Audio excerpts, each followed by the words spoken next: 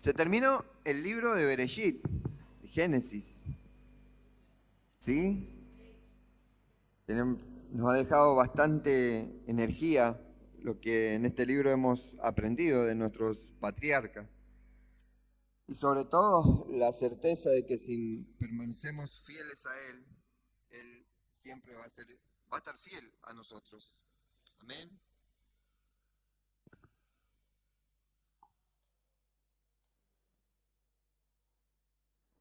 Tuyo.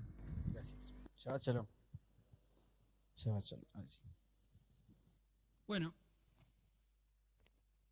qué lindo Shabbat, ¿no? Qué linda porción, qué lindo cierre que tenemos para el libro de Bereshit. Génesis. Mal llamado, o sea, Génesis le saca todo el sentido a la escritura, básicamente, el nombre que le ponen. La Haftará conexión de esta semana está en Primera de Reyes, pero me escucho mejor así.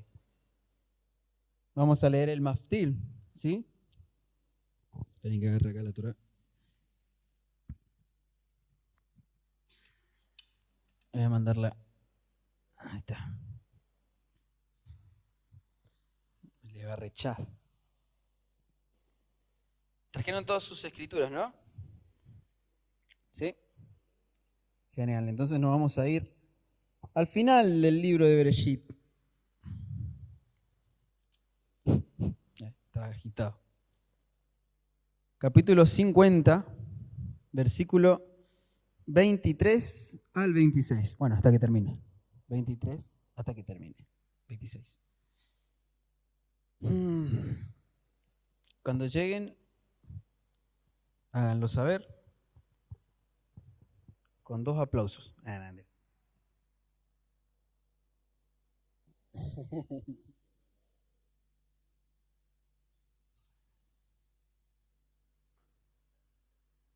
Está ahí nomás, ¿no? Sí, llegaron. Bueno, leemos entonces lo que dice. Joseph vio 3 generaciones descendientes de Efraín, y también los hijos de Magir, hijo de Menashe, fueron criados entre las rodillas de Joseph. Joseph les dijo a sus hermanos: estoy por morir, pero Elohim seguro les prestará especial atención y los hará subir de esta tierra a la que le juró a Abraham, a Isaac y a Jacob. Entonces Joseph hizo jurar a los hijos de Israel y declaró: seguro Dios les prestará especial atención y ustedes harán llevar mis huesos de aquí. Joseph murió a la edad de 110 años. Fue embalsamado y colocado en un ataúd en Egipto. Bien, ahora nos vamos a dirigir a Primera de Reyes, como le había dicho, capítulo 2, versículo 1 al 12.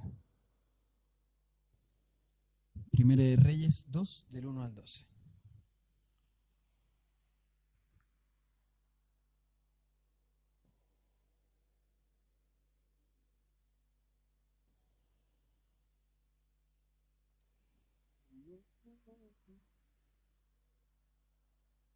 ¿Llegaron? Bueno, leemos entonces juntos. Vemos acá al rey David dirigiéndole unas palabras a su hijo Salomón, ¿sí? Dándole el testamento. Dice: cuando se aproximaron los días de la muerte de David, instruyó a su hijo Salomón: voy por el camino de todo el mundo, fortalécete y sé hombre, sé un líder exitoso. Cuida la orden de Yahvé, tu Dios. Condúcete en sus caminos y cumple sus rituales, sus mitzvot, sus leyes y sus testimonios, tal como están escritos en la Torá de Moshe, para que tengas éxito en todo lo que hagas y en todo lugar al que te dirijas. Entonces, Yahvé cumplirá la promesa que hiciera respecto de mí. Si tus hijos fueren cuidadosos en conducirse fielmente ante mí, con todo su corazón y con toda su alma, tus descendientes nunca abandonarán el trono de Israel. Además, tú sabes lo que me ha hecho Joab, hijo de Zeruiah, y lo que hizo a 2 jefes del ejército de Israel, a Abner, hijo de Ner, y a Amasá, hijo de Yeter. Los mató y transformó la paz en guerra, manchando con sangre el cinturón que llevaba en su cintura y los zapatos que tenía en sus pies. Procede con él de acuerdo a como te indique tu inteligencia. No permitas que muera en su vejez. Respecto de los hijos de Barzilai, el giladita, sé indulgente. Permite que ellos coman a tu mesa, pues se mantuvieron cerca mío cuando yo escapaba de tu hermano Absalom. Recuerda también que contigo está Jimí, hijo de Gerá, el biniamita, de Bahurim, que me maldijo con una grave maldición cuando fui a Mahanaim. Pero él descendió a recibirme al Jardén para apaciguarnos, y yo le juré por Yahvé diciendo, no haré que mueras a espada. No lo dejes ir, eres inteligente y sabrás lo que debes hacer con él.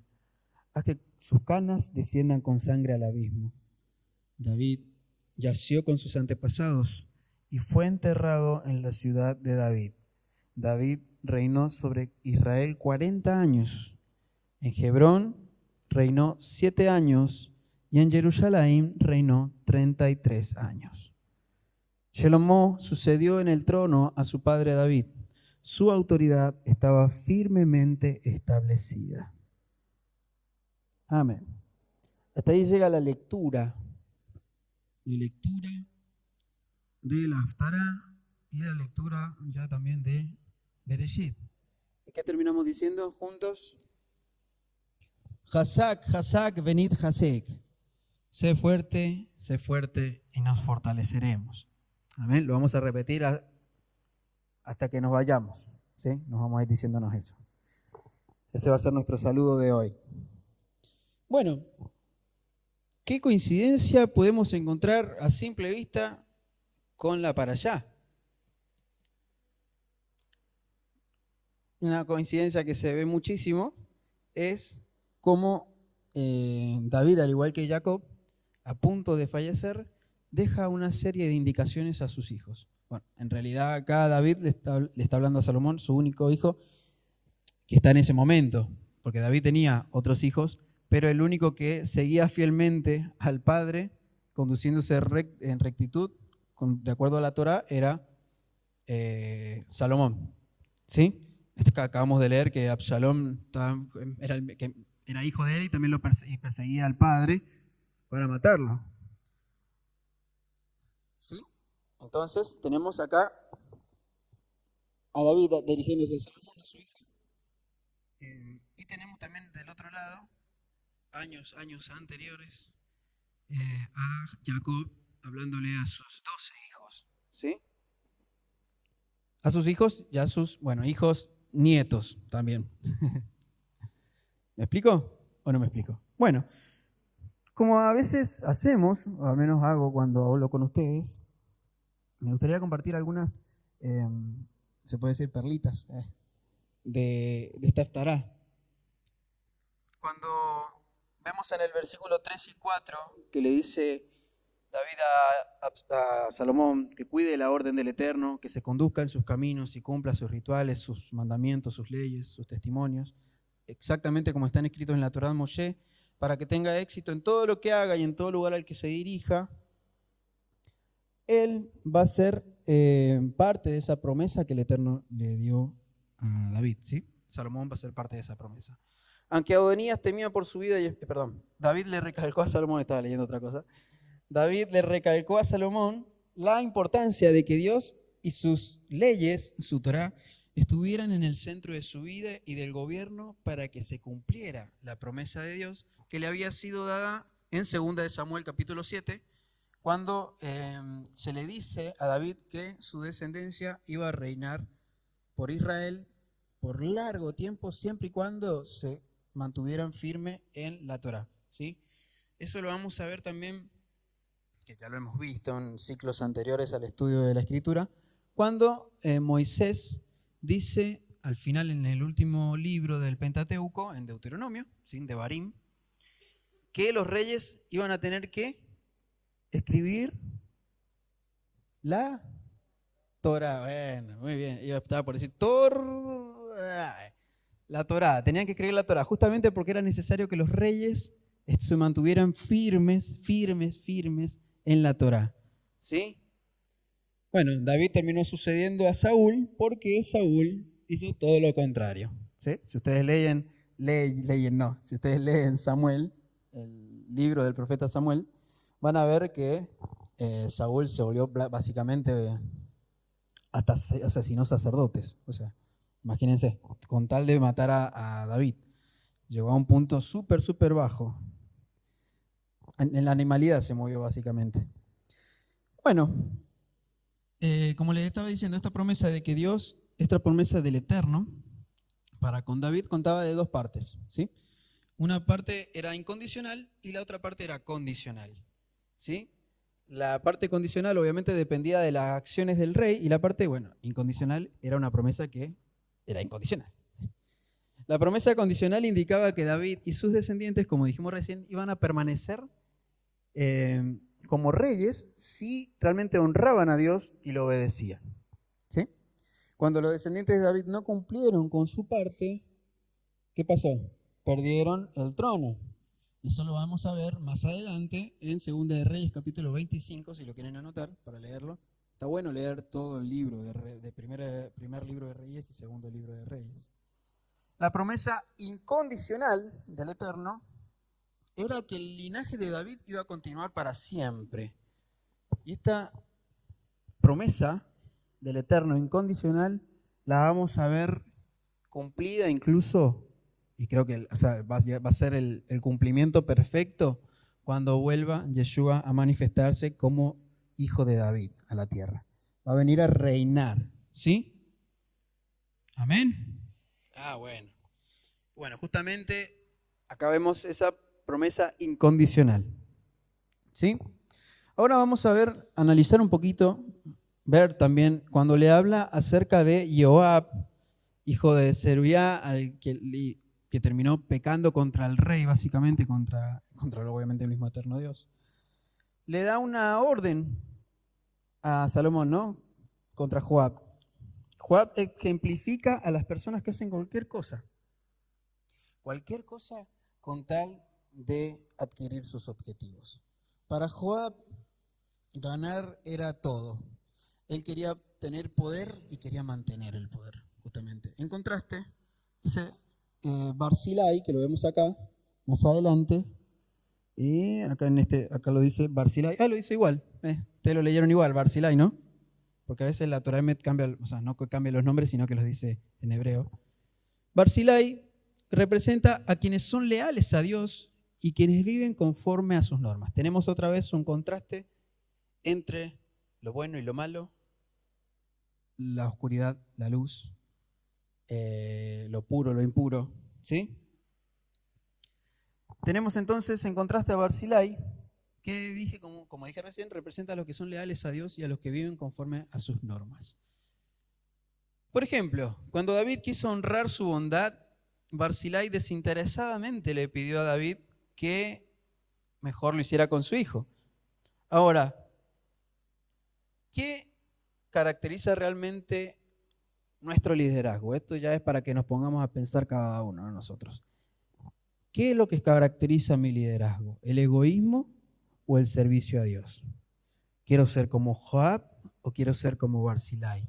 ¿Cómo estoy siendo? ¿Como Joab o estoy siendo como Barzilai? Para pensar.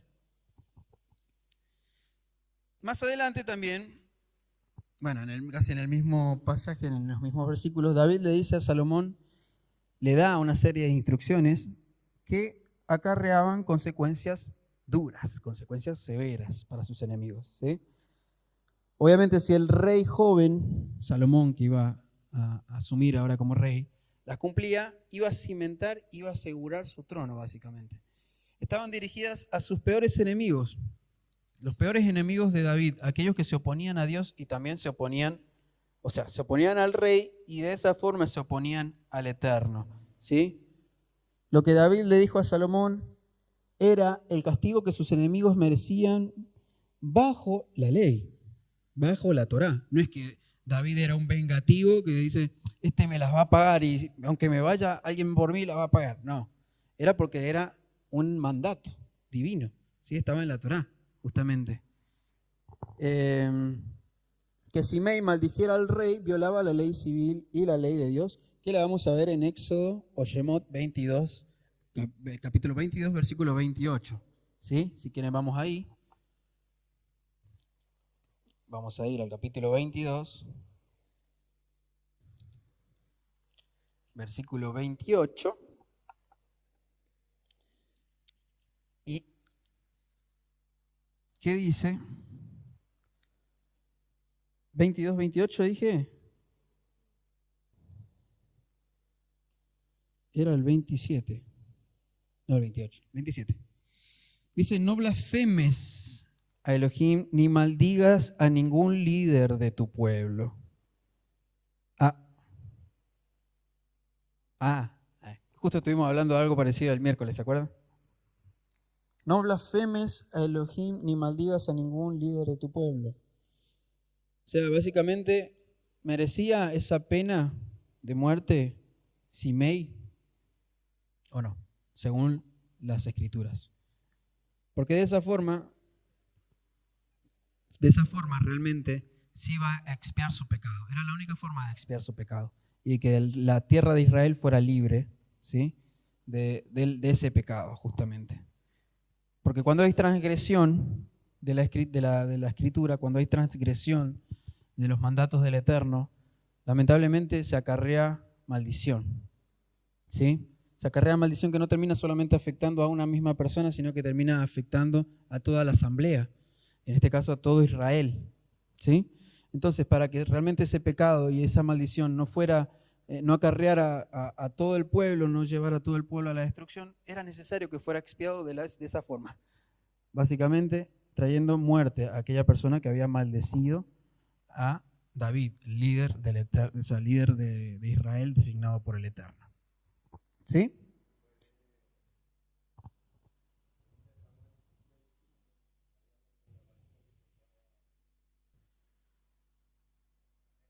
Simei, ¿alguien me alcanza?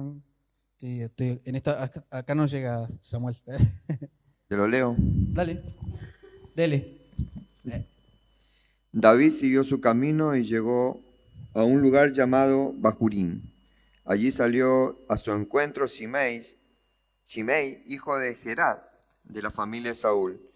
Y al ver a David lo maldijo, y arrojó piedras contra él y sus siervos, pero todo el pueblo y los soldados más valientes rodearon a David, y lo protegieron por todos los flancos, aunque Simei seguía gritando y maldiciendo. Largo de aquí, malvado asesino. El Señor te está cobrando la sangre que derramaste de la familia de Saúl, en cuyo lugar has reinado. Por eso el Señor te ha quitado el trono y se lo ha dado a tu hijo Absalón. Mírate ahora, eres un asesino y te ha alcanzado tu propia maldad. Entonces Abisai, el hijo de Zeruiah, le dijo al rey, ¿por qué permite su majestad que este perro muerto le maldiga? Si su majestad me lo permite, le arrancaré la cabeza. Pero David le respondió, ¿qué les pasa a ustedes, hijo de Zeruiah? Si este hombre me maldice es porque el Señor se lo ha ordenado, y si esto es así, ¿quién puede pedirle cuenta? Y a Abisai y a todos sus siervos les hizo notar, si mi propio hijo, a quien yo engendré, busca matarme, ¿quién puede impedirle a un benjaminita que lo haga? Déjenlo que me maldiga, seguramente el Señor se lo ha ordenado que lo haga. Es la humildad que tenía David, que él consideraba de que el Señor lo estaba permitiendo, pero después vemos el relato que no, lo hacía desde su propia iniquidad que traía de su padre Saúl. Exactamente. Bueno, muchos ejemplos vemos cuando una persona se anima a maldecir maldecir es decir mal, justamente, maldecir a su líder. Lo hemos visto en el caso de Miriam, ¿no? Cuando habla mal de su hermano, de Moshe, que era el líder de Israel en ese entonces, ¿qué le pasó? Terminó contrayendo Sará, impureza, ¿sí? Entonces, vamos a ver un montón de ejemplos de lo que sucede cuando uno habla en contra de el líder y bueno, trae sus consecuencias. ¿Se acuerdan que el miércoles los que estuvieron en el monte de oración, hablamos acerca de justamente David y Saúl, cuando David le dice a Saúl que él no va a levantar su espada contra él porque sabe que él fue ungido por Dios como rey. A pesar de que, o sea, Saúl lo buscó porque lo quería matar todo el tiempo, lo persiguió. O sea, si uno se pone a pensar desde otra mentalidad, una mentalidad más errada, dice, este se remerece que venga y que le meta una trompada para que se caiga la boca. No sé. Pero en el caso de David era tan sabio en ese sentido, ¿sí? Tan justo en ese sentido, que sabía reconocer cuando un líder era impuesto por el Eterno, ¿sí? Era humilde en ese sentido. Dije 3 veces en ese sentido, 4 con esta. Así que bueno, es una haftará bastante corta, pero que deja mucho para nosotros, ¿sí? Deja mucho para nosotros. Bueno, aparte de ver la importancia de saber honrar al líder impuesto por el Eterno, también habla sobre la importancia de mantenerse fiel a los mandatos del Eterno, porque eso nos va a conducir al éxito. Lo dijo también Josué, ¿sí? En el capítulo 1 de ese mismo libro. Lo vamos a ver muy bien, que lo repiten en todos lados, lo van a ver en carteles por Facebook también: sé fuerte y valiente, esfuérzate y sé valiente, pero bueno, se olvidan de poner la parte anterior, ¿no? Que dice, nunca me pasaron la Biblia. Que dice, gracias. ¿Qué dice? A ver, ¿alguien lo puede buscar? Si quiere leer, si no, lo busco y lo leo yo.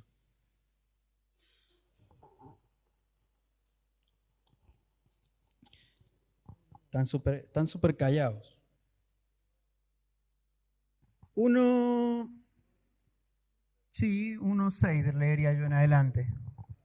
Dice, sé fuerte y valiente, porque tú serás quien guíe a este pueblo para que tome posesión de toda la tierra que juré a sus antepasados que le daría. Eso le dice el Eterno a Josué.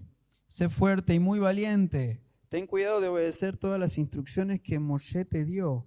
No te desvíes de ellas ni a la derecha ni a la izquierda, dice acá. Diestra ni siniestra. Entonces te irá bien en todo lo que hagas. Estudia constantemente este libro de instrucción. Medita en él de día y de noche para asegurarte de obedecer todo lo que allí está escrito. Solamente así entonces prosperarás y te irá bien en todo lo que hagas. Mi mandato es: sé fuerte y valiente, no tengas miedo ni te desanimes, porque Yahvé tu Dios está contigo donde quiera que vayas. Amén. Amén. David lo tenía súper claro y se lo estaba diciendo así tal cual a su hijo Salomón. ¿Sí? Dice, condúcete en sus caminos para que tengas éxito en todo lo que hagas y en todo lugar al que te dirijas. Yo no sé cuántos de los que están acá quieren tener éxito en todo lo que hagan y en todos los lugares en donde se muevan. Yo quiero. Acá está la clave. ¿Sí? Acá está la clave. Sí, uno dice, sé fuerte y valiente. Sí, yo me esfuerzo todos los días, yo me levanto súper temprano, trabajo hasta las 12 de la noche, no como a veces, porque me estoy esforzando para tener éxito, para ser exitoso en todo lo que hagan. No, esa no es la clave. Esa no es la clave. Acá está claro cuál es la clave. ¿Qué es lo más importante?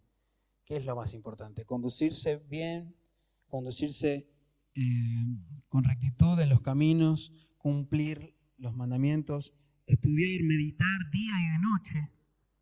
De día y de noche, dice, estudiar y meditar en las Escrituras, para que así, de esa forma, nosotros aprendamos a manejar bien los tiempos, a ser más sabios a la hora de tomar decisiones, para que esas decisiones nos lleven al éxito justamente, y no tengamos que estar rompiéndonos el lomo para alcanzar el supuesto éxito que este mundo plantea, que es el de tener mucha plata, muchas riquezas. Todo eso va a venir, pero como añadidura, no es algo que hay que buscar, ¿sí?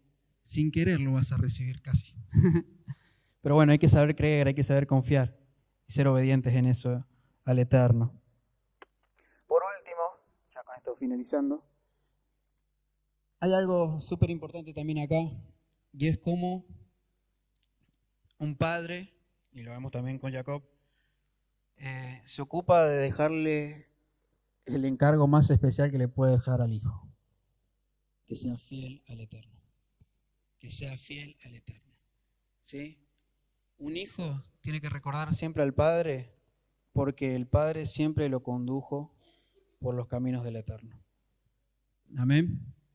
Así que bueno, para los que son papás, esto va para ustedes. Y para los que no somos papás, aprendamos de esto, ¿sí? Para que el día que lo seamos, podamos realmente conducir a nuestros hijos en la rectitud de la Torá. Amén. Nada más. Gracias.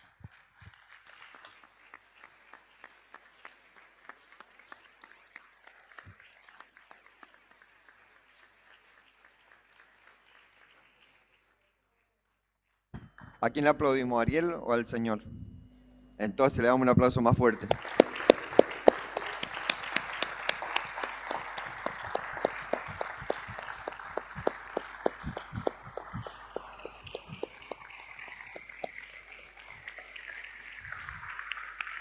Bendito eres, Señor.